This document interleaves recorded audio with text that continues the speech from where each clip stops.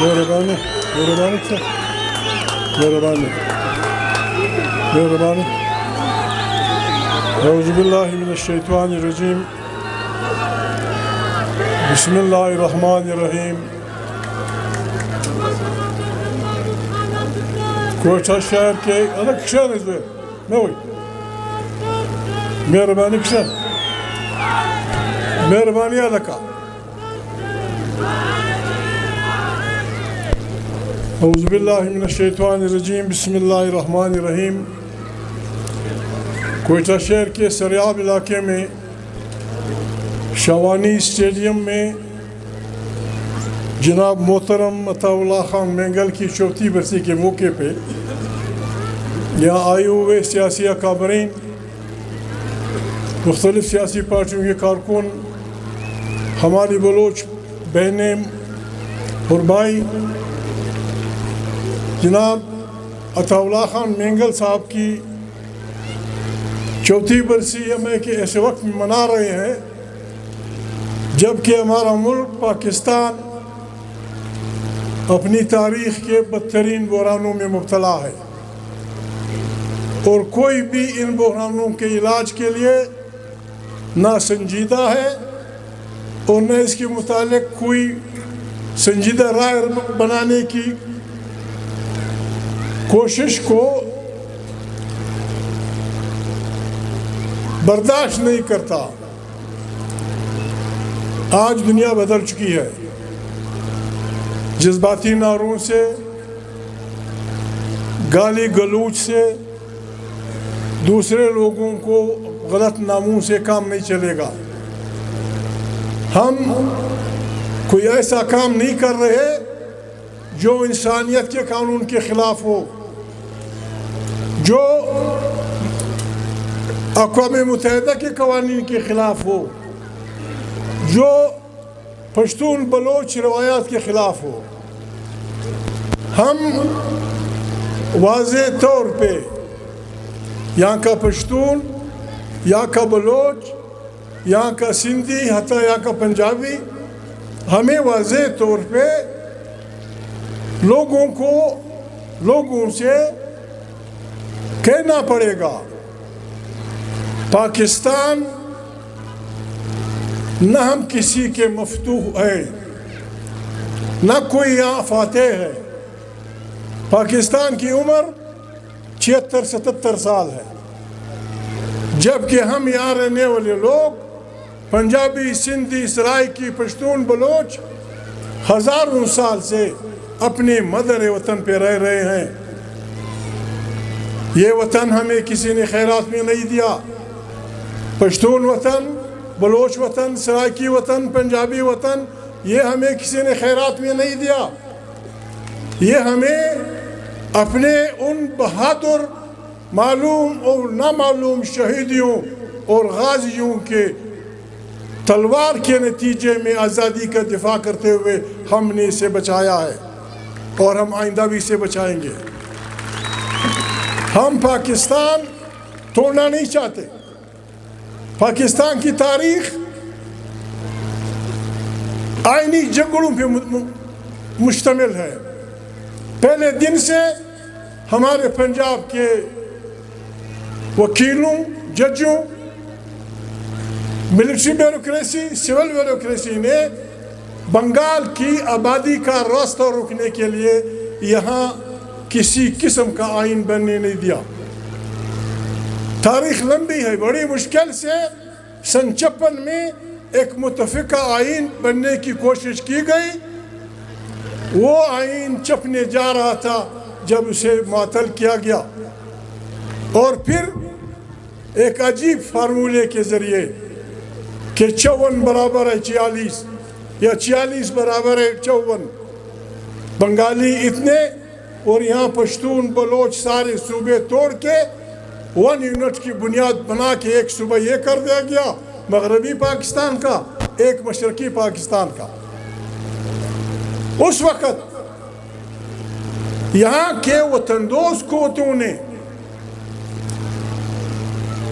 پنجاب کی وطن دوست قوتیں آزاد پاکستان پارٹی کی شکل میں، خیبر پختونخوا کے پشتون دوست قوتیں بادشاہ خان کی سربراہی میں جنوبی پختونخوا کوئٹہ ڈویژن کے علاقے کی عبدالصمد خان کے اورور پشتون کی شکل میں اور بلوچ براوی علاقے کی محترم بزنجو صاحب اور گل خان نصیر کی عثمان گل نصیر میر عبدالکریم خان خان خلاد کا بھائی، ان کی شکل میں یہ ساری چھوٹی چھوٹی پارٹیاں متفق ہوئیں اور پاکستان میں پہلی دفعہ ایک سامراج دشمن، فیوڈل دشمن اور ایک جمہوری کیریکٹر رکھنے والی پارٹی کی بنیاد رکھی جس کا نام تھا نیشنل عوامی پارٹی۔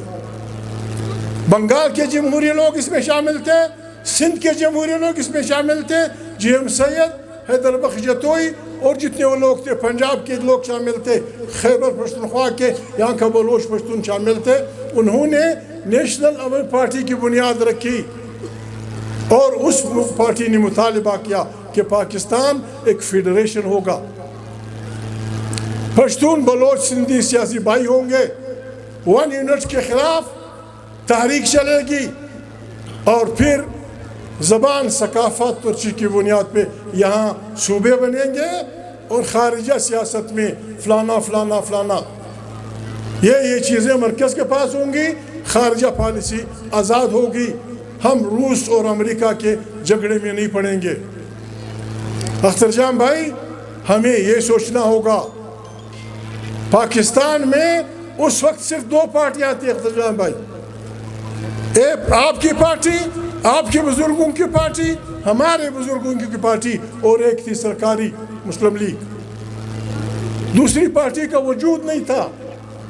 نیشنل عوامی پارٹی تمام پاکستان کی بلکہ خطے کی مترقی بہترین جمہوری پارٹی تھی۔ مقابلہ ہمارا مسلم لیگ سرکاری لوگوں سے تھا، سرکاری میں لوگ بہت سارے لوگ تھے، پشتون بھی تھے، بلوچ بھی تھے، فلانا بھی تھا۔ پہلا مرحلہ ایوب خان کا چونکہ فیصلہ ہوا تھا کہ انتخابات ہوں گے، 1 مین 1 ووٹ کی بنیاد پر انتخابات ہوں گے، خطرہ یہ تھا کہ نیشنل عوامی پارٹی الیکشن جیت جائے گی، لہٰذا پہلا مرحلہ لگا، ایوب خان نے سب کچھ معطل کر دیا۔ اختر جان بھائی، ہمیں اپنی غلطیوں کا بھی ادراک ہونا چاہیے۔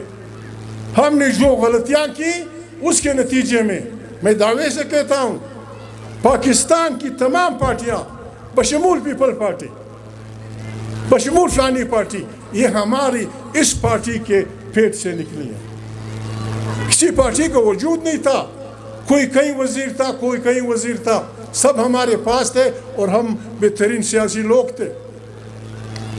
اس سے پہلے کی بات ہے یہ ہمیں وفاداری کی پٹی پڑھائی جا رہی ہے، ہم نے کسی سے وفاداری کا سرٹیفکیٹ نہیں لینا۔ تاریخ شاہد ہے کہ جب انگریز سامراج اس خطے میں آیا تو پشتون، بلوچ، وطن دوست سندھیوں، وطن دوست بنگالیوں نے، میں معافی چاہتا ہوں، ذرا سختی کرنی پڑے گی، اس میں بھی ہراول دستے میں ہم پشتون بلوچ تھے۔ ہماری آبادی بنگال سے کم تھی، ہماری آبادی پنجاب سے کم تھی، ہماری آبادی سرائکیوں سے کم تھی، ہماری آبادی سندھیوں سے کم تھی، لیکن ہم نے ہر گلی، ہر پہاڑ میں، ہر علاقے میں اپنے وطن کا دفاع کیا انگریزی سامراج کے خلاف۔ یہ جو ہمیں وفاداری کی پٹی پڑھا رہے ہیں، مسلمان، سکھ، ہندو، یہ سارے برٹش انڈین آرمی کے سپاہی تھے۔ انہوں نے برٹش انڈین پارٹی کی سربراہی میں ہمارے بچوں کو مارا، ہمیں زخمی کیا، 2 دفعہ یہاں سے آزاد افغانستان پہ حملہ کیا۔ کلمہ پڑھتے تھے، نماز پڑھتے تھے، دعائیں کرتے تھے، سکھ بھی تھے، ہندو بھی تھے، مسلمان بھی تھے۔ کام کیا کر رہے تھے؟ برٹش سامراج کے لیے بلوچ وطن کو غلام بنانا، برٹش سامراج کے لیے افغانستان کو غلام بنانا۔ آج ہمیں بتایا جا رہا ہے کہ ہم محب وطن ہیں، تم غدار ہو، بابا معاف کرو، تیری وفاداری کا ہمیں پتہ ہے، 200 سال تم برٹش آرمی کی سپاہی رہے۔ یہ ملک ہم سب کا ہے۔ 14 اگست 1947 کو کیا پڑی تھی؟ کیا پڑی تھی محمد علی جناح صاحب کو؟ کیا پڑی تھی گاندھی جی کو؟ کیا پڑی تھی ہند کے لوگوں کو کہ آزادی کا نعرہ لگاتے؟ یہاں فرنگی تھا، بہترین سڑکیں بنا رہا تھا، بہترین پولیس کا نظام اس نے ہمیں دیا، بہترین جوڈیشری کا نظام دیا، بہترین سیاسی تعلیمی ادارے دیے، ایف سی کالج اور فلانا کالج، ایڈورڈ کالج۔ یہاں ایک حد تک لوٹ بھی رہا تھا لیکن حد تک انصاف بھی تھا۔ کیوں محمد علی جناح نے، کیوں گاندھی جی نے، کیوں ہمارے اکابرین نے انگریز سے کہا کہ بابا چھٹی کرو، جاؤ یہاں سے؟ انگریز سے ہم نے آزادی اس لیے نہیں مانگی کہ ہم اس کے مخالف تھے، وہ عیسائی تھا یا اس کی آنکھیں سبز تھیں۔ ہم سمجھتے تھے کہ یہ ہمارا ملک ہے، اس پہ حق حکمرانی ہمارا ہوگا۔ 14 اگست 1947 کو پاکستان آزاد ہوا ہے لیکن ہمیں حق حکمرانی نہیں ملا ہے، ہمیں حق حکمرانی نہیں ملا ہے۔ حق حکمرانی ایک صوبے میں پھنس گیا ہے۔ ہم پشتون، بلوچ، سندھی، سرائکی، ہم پاکستان کے تمام اداروں میں، افواج سمیت، بیوروکریسی سمیت، ہر اس ادارے میں جس کا رول ہے حکمرانی میں، اس میں ہمارا حصہ ہوگا، تب ہم کہیں گے پاکستان زندہ باد۔ پاکستان خالی خولی نعروں سے زندہ باد نہیں ہوگا۔ اگر ہم سب مرد عورتیں 25 کروڑ انسان قرآن کریم سر پہ اٹھا کے ساری گلیوں میں شور مچائیں، پاکستان زندہ باد نہیں ہوگا۔ پاکستان جب زندہ باد ہوگا جب یہ بلوچ بہنیں کہیں گی کہ بلوچ آزاد ہے، بلوچ آباد ہے، بلوچستان زندہ باد ہوگا، تو پھر پاکستان زندہ باد ہوگا۔ جب پشتون زندہ باد ہوگا تب پاکستان زندہ باد ہوگا، جب سندھی زندہ باد ہوگا تب پاکستان زندہ باد ہوگا۔ خالی خولی نعروں سے آزادی نہیں آتی۔ افغانستان معاملے میں یہاں ذکر خیر بعض ساتھیوں نے کیا، دہشت گردی، کون سی دہشت گردی؟ کہاں کی ٹی ٹی پی؟ کہاں کی تربیت؟ یہ سب تو آپ کا کیا درا ہے۔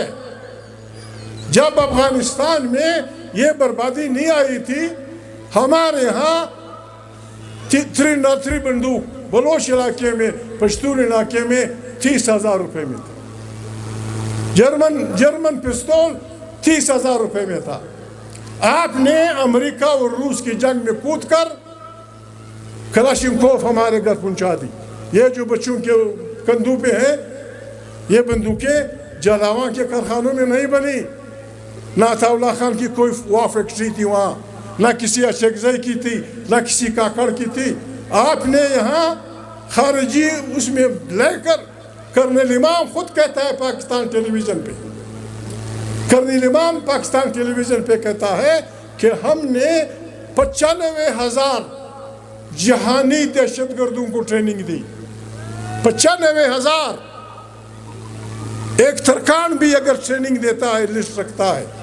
ایک لیتھ مشین کا کارخانہ اگر کسی اکیڈمی میں آپ داخلہ لیتے ہیں، وہ بھی لسٹ رکھتا ہے کہ میں نے فلانے آدمیوں کو ٹریننگ دی ہے۔ آپ نے 95,000 جہانی لوگوں کو بدترین اسلحے میں ٹریننگ دی، ایسی ٹریننگ دی جو بلڈنگوں کو اڑا سکتے تھے، جو پلوں کو اڑا سکتے تھے، جو 2 منٹ میں بم بنا سکتے تھے۔ آپ نے ان کو ٹرین کیا، پھر آپ نے ان کو چھوڑ دیا ساری دنیا میں۔ انہوں نے جا کے یہ ٹریننگ ہر ایک کو دی ہے۔ اگر ٹی ٹی پی ہے افغانستان میں، اگر کہیں کوئی کسی کے پاس بندوق ہے، اگر کوئی بم بنا رہا ہے، یہ تمہاری کارستانی ہے، تم نے انہیں سکھائی ہے۔ آپ لگے ہوئے ہیں۔ سیدھی سادھی بات ہے، پاکستان ہمارا ملک ہے۔ ہم پوچھنا چاہتے ہیں بلوچ عورت کو، بلوچ مرد کو، پشتون مرد کو، پشتون عورت کو، سندھی مرد کو، سندھی عورت کو، پنجابی مرد کو، پنجابی عورت کو، سرائکی مرد سے، ہم نے واضح طور پہ بڑے نرم الفاظ میں، گالیاں نہیں، بڑے نرم الفاظ میں ہم نے کہنا ہوگا کہ ہم اس ملک میں غلاموں کی طرح نہیں رہیں گے. ہم اس ملک میں غلام نہیں رہیں گے. بلوچ وطن پہ بلوچ بیٹی بلوچ بھائی کا حق ہوگا. سندھی وطن پہ سندھی مانو اور اس کی بیٹی کا حق ہوگا.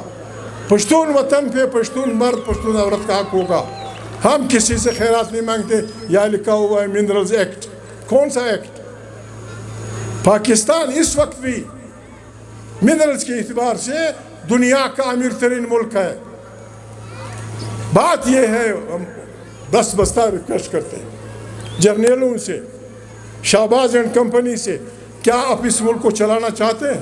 بسم اللہ، آئیے بلوچ بھائی سے کہیں کہ اللہ پاک نے جو آپ کو نعمتیں دی ہیں اس میں سے آپ کو 30%، 25%، 35% آپ کا، باقی پاکستان بیچے جہاں بیچنا ہے.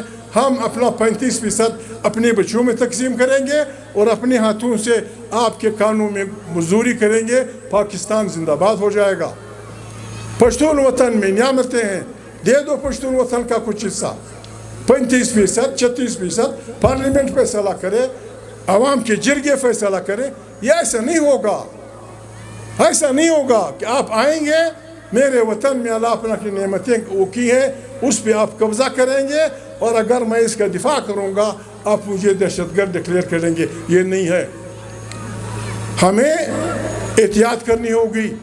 پڑھے لکھے لوگ بلوچوں میں بھی ہیں، سندھی میں بھی ہیں، پنجابیوں میں بھی ہیں، فلانے میں بھی ہیں. ہم سب اس بلا کے یہ جو جلسہ ہے، اگر یہاں کوئی میکینزم ہو، یہ جلسہ دنیا میں ہر کوئی دیکھ رہا ہے.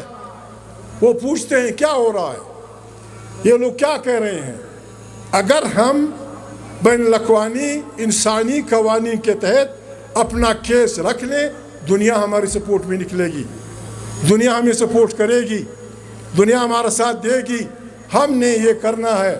ہم واضح طور پہ یہ اعلان کرتے ہیں، ہم پشتون بلوچ کسی انسان سے اس بنیاد پہ فاصلے ناپنا کہ اس کی زبان کیا ہے، اس کا رنگ کیا ہے، اس کا مذہب کیا ہے، ہم اس کو گناہ کبیرہ سمجھتے ہیں. ہم سارے انسانیوں کو بھائی سمجھتے ہیں. ہم سارے انسانوں کو آدم اور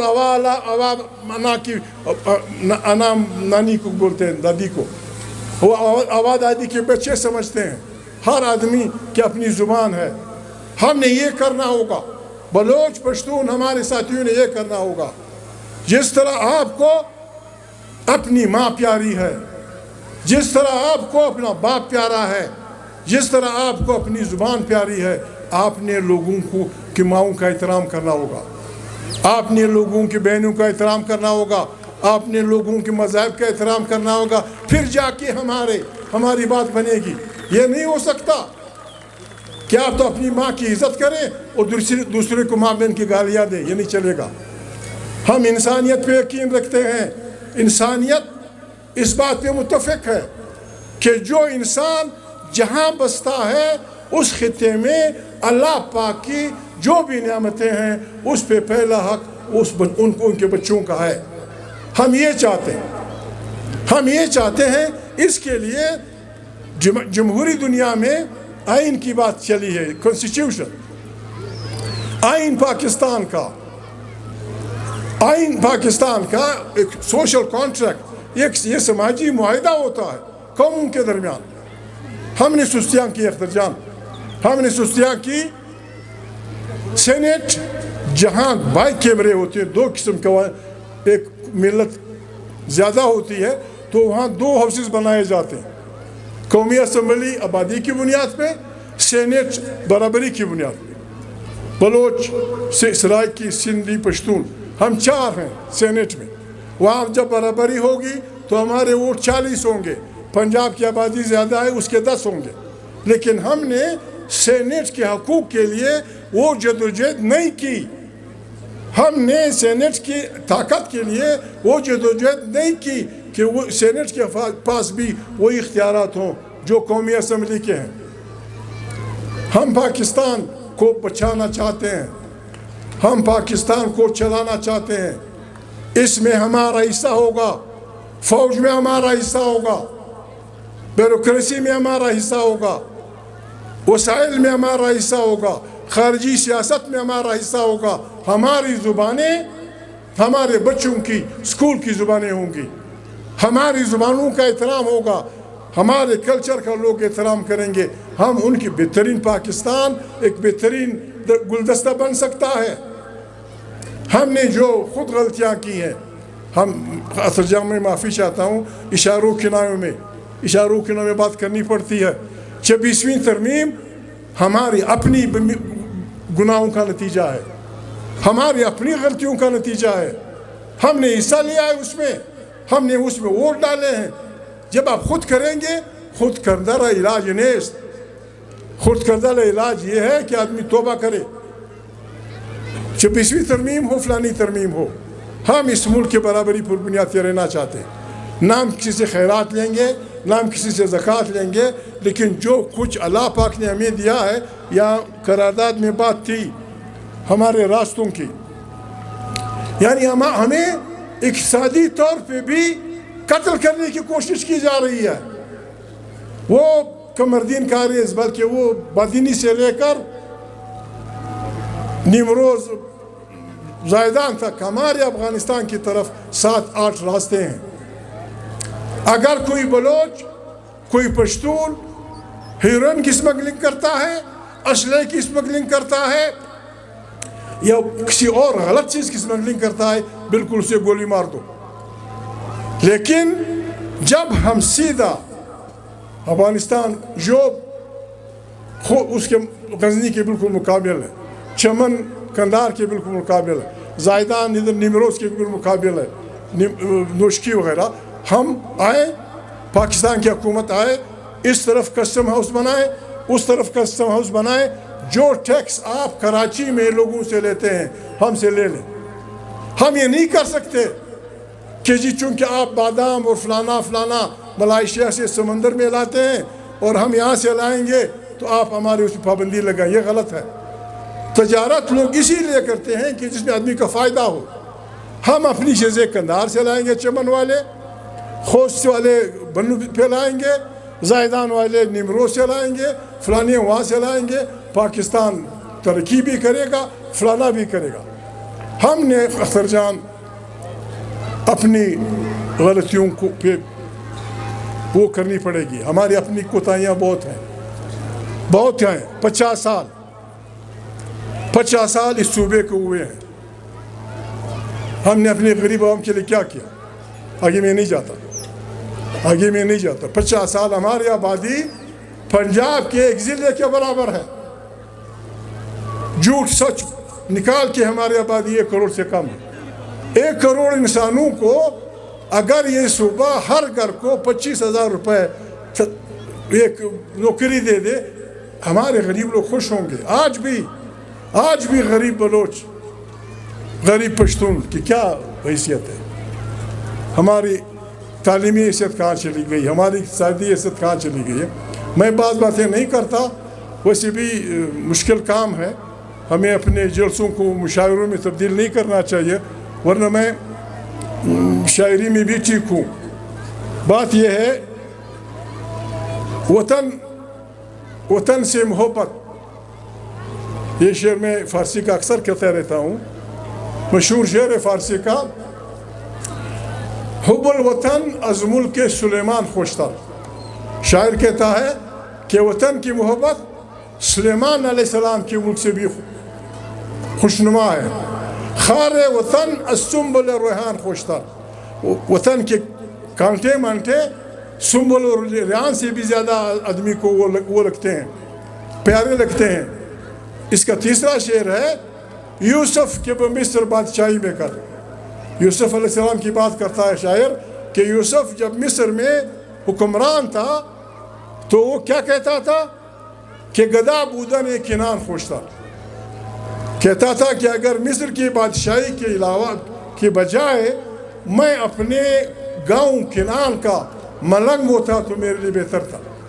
جب یوسف علیہ السلام مصر کی بادشاہی پہ کنان اپنے گاؤں کی فقیری کو ترجیح دیتا ہے تو ہمارا کوئی گناہ نہیں ہے کہ ہم جالاوان کی فقیری کو اسلام آباد کی بادشاہی پہ ترجیح دے، چمن کی فقیری کو فلانے کے وطن کی محبت، اسلام بھی وہ کرتا ہے۔ ہم نے اس وطن کو چلانا ہے، ہم نے اس وطن کو بچانا ہے، نہ ہم کسی سے لڑنا چاہتے ہیں، نہ ہم کسی سے وہ کرنا چاہتے ہیں۔ جس قسم کے الیکشن ہوئے ہیں آپ کو پتہ ہے، عمران خان گناہ کیا ہے اس کا دنیا جانتی ہے، شہباز کی گھر والے جانتے ہیں، شہباز کی بہن جانتی ہے، اسپیکر کی ماں جانتی ہے، میری دادی جانتی ہے، آپ کی نانی جانتی ہے کہ الیکشن عمران خان نے جیتا ہے۔ آپ کو شرم نہیں آتی وہاں بیٹھے ہوئے؟ شرم نہیں آتی؟ آپ کو اپنی بہن نہیں کہتی، آپ کا اپنا بیٹا نہیں کہتا ماما نیانتی کس، بابا نیانتی کس، کہ کیا کر رہے ہو، کہاں سے آئے ہو؟ اس طرح نہیں چلے گا، یہ نہیں چلے گا۔ اب بھی یہاں ایک ساتھی نے بات کی، محمد شہی نے، اب بھی راستہ یہی ہے۔ ہم اپیل کرتے ہیں نواز شریف سے، ہم اپیل کرتے ہیں ان تمام جمہوری لوگوں سے، پیپلز پارٹی سے، عوامی نیشنل پارٹی سے، جو اس ملک سے محبت رکھتے ہیں، آئیں بسم اللہ کرے بیٹھیں۔ آپ سیاسی لوگ ہیں، 4-5 ایسے نقطے لکھیں جس پہ ساری پارٹیاں متفق ہوں۔ عمران جیل میں ہے، اس کو بھی اس پہ متفق کرا دیں گے کہ ایسا ملک ہوگا۔ پہلی بات تو یہ ہے کہ یہاں ایک آئین ہوگا، کسی کو اچھا لگے یا برا لگے، پاکستان نے واضح طور پہ کہنا ہوگا ملک مقدم ہے، ملک مقدس ہے، کسی جرنیل کو ناراض کرنے سے زیادہ وہ مقدس ہے۔ ہمارا پہلا نقطہ یہ ہوگا جو ہر آئین کا نقطہ ہوتا ہے کہ پاکستان کے افواج اور ان کے جاسوسی ادارے الیکشن سیاست میں کوئی مداخلت نہیں کریں گے۔ یہ پہلا نقطہ ہوگا، یہ ہمارا مطالبہ ہونا چاہیے۔ ہم اس کے مخالف نہیں ہیں۔ زندہ باد ISI، زندہ باد MI، زندہ باد پاکستان آرمی، لیکن سیاست آپ کا کام نہیں۔ بیرونی دنیا میں آپ چاہیے جاسوسی ادارے، ایک ملک کی آنکھیں ہوتی ہیں، ایک ملک کے کان ہوتے ہیں، بسم اللہ کرے اس طرف، اختر مینگل کے پیچھے نہ پڑیں، کسی سیاسی آدمی کے پیچھے نہ پڑیں، اپنے ملک کو سنبھالیں، پارلیمنٹ کو طاقت کا سرچشمہ بنائیں۔ الیکٹڈ پارلیمنٹ طاقت کا سرچشمہ ہوگی۔ پاکستان کی خارجی اور داخلی سیاست پاکستان کی پارلیمنٹ بنائے گی، صوبائی خود مختاری ہوگی، 18th امینڈمنٹ ہوگی، یہاں لوگوں کے اختیارات ہوں گے، پاکستان بہترین ملک بن سکتا ہے۔ اور اگر کسی کو یہ خدا نخواستہ مرگی کا دورہ پڑا ہے کہ وہ بندوق کے زور پہ فائدے نہیں ہوتے، آئیں بیٹھیں آرام سے۔ میں تو پہلے بھی تجویز کرتا تھا، آج بھی تجویز کرتا ہوں، پاکستان بحرانوں میں گرا ہوا ہے۔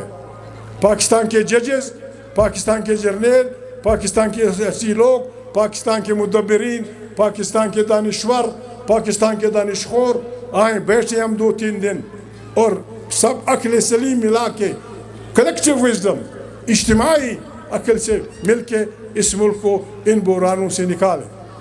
ورنہ خدا نخواستہ یہ ملک ایک دفعہ حادثے کا شکار ہو چکا ہے اور اسی وجہ سے ہوا ہے۔ خدا نخواستہ ہم نے غلطیاں کی تو پھر ابھی افغانستان کی طرف پھر لوگوں نے بسم اللہ کر دیا۔ نہ افغانستان دہشت گردی ہم لائے ہیں، ہم نے دہشت گردوں کو ٹریننگ دی ہے، ہم نے ان کو چھوڑا ہے۔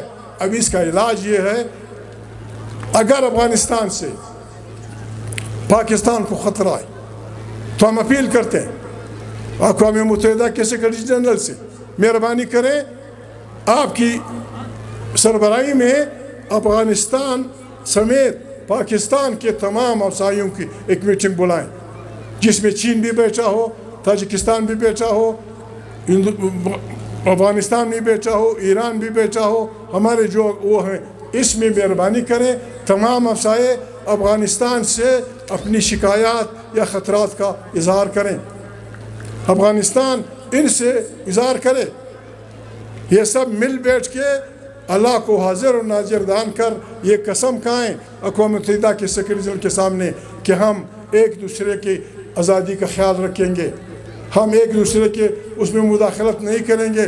یہ ہوگا جب آدمی تنگ ہوتا ہے، اس مکان میں آگ لگتی ہے، آدمی بھاگ جاتا ہے، لوگ جائیں گے افغانستان کے بھی یہاں بھاگ آئیں گے، مشکلات ہوئی، لیکن ہم نے پاکستان نے بھی یہ وعدہ کرنا ہوگا، افغانستان نے بھی کرنا ہوگا، ایران نے بھی کرنا ہوگا کہ ہم ایک دوسرے کے خلاف لوگوں کو لڑائی کے لیے تیار نہیں کریں گے، ایک دوسرے کی آزادی کا خیال رکھیں گے، ہم اچھے ہمسائیوں کی طرح زندگی گزاریں گے۔ میں مشکور ہوں اختر جان مینگل کا، بلکہ انہوں نے بس حکم دیا تھا کہ آپ نے آنا ہے۔ میں نے کہا بابا وہاں کریں گے کیا، رنگا رنگ قسم کی بولیاں بولی جاتی ہیں۔ میں ان کو وعدہ دے چکا ہوں، ایک وعدہ میں نے بجا بزنجو کو دیا تھا، خدا ان کو مغفرت نصیب کرے، وہ بیمار تھے، اس کا ایک گواہ شاید مر گیا ہے، دوسرا گواہ زندہ ہے، سینیٹر اپنا طاہر بزنجو، اور ان کا بڑا بیٹا آغا خان اسپتال میں جب وہ بیمار تھے پڑے تھے، میں پوچھنے گیا، میں نے ایک گلدستہ ساتھ اٹھایا تھا، وہ میرے باپ کی عمر کے تھے، مجھے کہا ذرا نزدیک آؤ، طاہر اس کا گواہ ہے، ان کو کینسر کا وہ ہوا تھا، مجھے کہا نہ میں نہیں لیتا کہ فلانا آدمی ابھی یہاں سے اٹھ کے گیا ہے، اس کے متعلق انہوں نے منفی فکرہ استعمال کیا، بہرحال بڑے لوگ ہوتے ہیں۔ کہتے ہیں محمود عبدالصمد اشکزئی ہمارا استاد تھا، یہ اس کے الفاظ ہیں، طاہر زندہ ہے، ہم نے جو کچھ سیکھا ہے عبدالصمد سے سیکھا ہے، تیرے والد سے، میں آپ سے ریکویسٹ کرتا ہوں، سفید اینک پہنی ہوئی تھی، اس کی آنسو شیشے میں پھنس کے انہوں نے گرائے، مجھے کہا میں آپ سے یہ کہتا ہوں بلوچستان پہ ہولات رکھو۔ میں حیران تھا بھی میرا کیا ہاتھ، میرا کیا ذمہ واری اس پہ ہولات رکھنا، اور آپ سے میری ریکویسٹ ہے، بلوچ بھائیوں سے میری ریکویسٹ ہے کہ 1940 ریزولوشن ایک ایسا ڈاکومنٹ ہے جسے ہم اگر اکٹھے مضبوطی سے پکڑیں ہم اپنے مسائل کا حل وہ کر سکتے ہیں۔ عطا اللہ خان مینگل خدا ان کو جنت نصیب کرے، جب وہ لندن سے آئے پونم نہیں بنی تھی، اجمل خٹک کا ٹیلی فون آیا کہ اسلام آباد میں ایک میٹنگ ہے، تم نے آنا ہے۔ عطا اللہ خان مینگل لندن سے آئے ہیں، بے نظیر ہے، اعتزاز حسن ہے، ولی خان ہے، بیگم نسیم ولی ہے، اجمل خٹک ہے، فلانا ہے، میں نے کہا آ جاؤں گا۔ ہم وہاں گئے، میرے عطا اللہ خان کی وہ نہیں تھی ایک دوسرے سے پرانی، بلکہ وہ ذرا سخت سٹینڈ رکھتے تھے پشتونخوا ملیام پٹی کے بارے میں۔ وہاں جب بات چلی، نوابزادہ نصر اللہ بھی بیٹھے ہوئے تھے کہ کیا کرنا چاہیے کیا نہیں کرنا چاہیے، میں ادھر بیٹھا ہوا تھا، سردار ادھر بیٹھے ہوئے تھے، ولی خان بیگم اس طرح۔ جب بات چلی، ہماری تو اپنی ایک مرلی تھی، وہ میں نے بجائی پہلے، پھر اجمل خٹک نے کوئی بات کی، بیگم صاحب نے کی، کسی اور نے کی۔ جب عطا اللہ خان مینگل کی باری آئی تو انہوں نے تقریباً وہی باجا بجایا جو میں نے بجایا تھا۔ نوابزادہ نصر اللہ نے لاٹھی یوں رکھی، سردار کہتا ہے ٹھیک ہے، جو گالی محمود نہیں دے سکا وہ گالی آپ دیں، یعنی اگر ہم حق کی بات کریں گے آپ اسے گالی سمجھیں گے تو گڑبڑ ہوگی۔ عطا اللہ خان نے کہا کہ میں گالی تو نہیں دے رہا، ہمارے وسائل کسی نے قبضہ کیے ہیں، اس کا نام تو لینا پڑے گا۔ صبح پھر ڈاکٹر عنایت اللہ زندہ ہے، اجمل صاحب وفات پا گئے ہیں۔ اختر جان آپ کی کمرے میں تھے، آپ کے والد صاحب۔ اجمل خٹک کا ٹیلی فون صبح سویرے آیا کہ محمود میں نے ایک بات کرنی ہے آپ سے، پہلے وعدہ کرو اسے مانو گے۔ میں نے کہا اجمل بھائی آپ بڑے بزرگ آدمی ہیں، خدا نہ خواستہ اگر میں وعدہ کر لوں اور بات ایسی ہو کہ مجھ سے نہ ہو سکے مشکل ہوگا۔ نہیں ایسی کوئی بڑی بات نہیں، بری میں نے کہا نہیں بتا دو، میں آپ کا دوست ہوں، برخوردار سمجھیں، ساتھی سمجھیں۔ بڑی مشکل سے 10 منٹ کے بعد اختر جان انہوں نے کہا کہ جی عطا اللہ خان مہمان ہیں، اس کے سلام کے لیے جانا۔ میں نے کہا بھائی یہ کون سا اتنا بڑا کام، بسم اللہ میں آیا تو ڈاکٹر عنایت اللہ، میں اور اجمل خٹک آئے آپ کے فلیٹ پہ، وہیں سندھی بھی بیٹھے ہوئے تھے، وہیں جب بحث چلی وہیں پونم بن گئی۔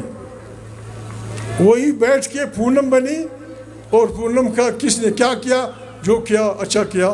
بہرحال پھر ہم لندن میں تھے، عطاء اللہ خان سے میری رفاقت بالکل بھائیوں کی طرح تھی، وہ مجھ سے عمر میں بڑے تھے۔ آخر دم تک ہم نے کسی بات پہ اختلاف نہیں کیا۔ البتہ یہ پشتون بلوچ کوشچن پہ میں مذاق میں کبھی کبھی ان سے کہہ دیتا تھا، اختر جان بات یہ ہے بس کلمۃ لا اشارہ کافی، ہم نے اپنی ماضی کی غلطیوں کو سنبھالنا ہوگا۔